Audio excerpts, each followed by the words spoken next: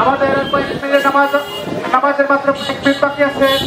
আবহাওয়া খুব বেশি ভালো নয়, আমি বক্তব্য দীর্ঘায়িত করবো না। আমি শুধু একটি কথা বলতে চাই, আপনারা দেখেছেন আজকে সকালে বাংলাদেশ জামায়াত ইসলামী আমি বাইপাস হয়েছে। যদি দেশে না করে উনি বিদেশে করতো, সিঙ্গাপুরে করতো। ডাক্তার বলেছেন তাকে সিঙ্গাপুর নেওয়ার জন্য অথবা অন্য কোনো ভালো দেশে নেওয়ার জন্য, তিনি বলেছেন না।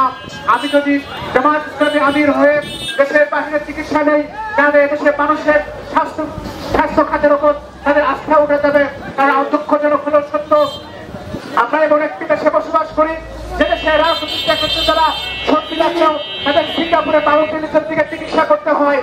যে কারণে বাংলাদেশ জামায়াত ইসলামী আমি 24শে বিপ্লবের যে সাহসিকতা নেতৃত্ব দিয়েছেন, বিপ্লবোত্তর বাংলাদেশকে যেভাবে অ্যাকোমোডেট করার চেষ্টা করেছেন, এখন পর্যন্ত স্টেবল বাংলাদেশের জন্য কাজ করছেন আমির জামাত ডাক্তার শফিকুর রহমান, তিনি দেশবাসীর কাছে এই মেসেজ দিয়েছেন এদেশের রাজনীতিকরা যারা স্বাস্থ্য খাতকে দুর্নীতি খাত বানিয়েছিল, মানুষের আস্থা হারিয়েছিল, সেই বাংলাদেশে প্রতিটি খাতকে শিক্ষা স্বাস্থ্য থেকে শুরু করে সকল খাতে মানুষের আস্থা ফিরিয়ে একটি সুখী সুন্দর বাংলাদেশ গড়ার জন্য জামায়াত ইসলামী আপনাদের সামনে এসেছে।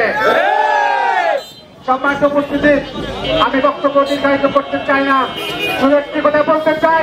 54 বছরের রাজনৈতিক ব্যর্থতায় আমরা মনে করেছিলাম 24শে বিপ্লবের মধ্য দিয়ে একটি নতুন বাংলাদেশ পাবো। 1 বছর পেরিয়ে রেখেছে এই বাংলাদেশ ঐক্যের অন্ধকার পথে আবার প্রত্যাহার শুরু করেছে। আমরা সেই পথ আর চলতে চাই না, অন্ধকার পথে আমরা চলতে চাই না। বাংলাদেশকে আলোর পথে নিতে চাই, আলোকিত বাংলাদেশ চাই। ধর্মীয় মূল্যবোধের ভিত্তিতে মানবিক একটি কল্যাণ রাষ্ট্রের বাংলাদেশের জন্য আমরা এগিয়ে যাচ্ছি।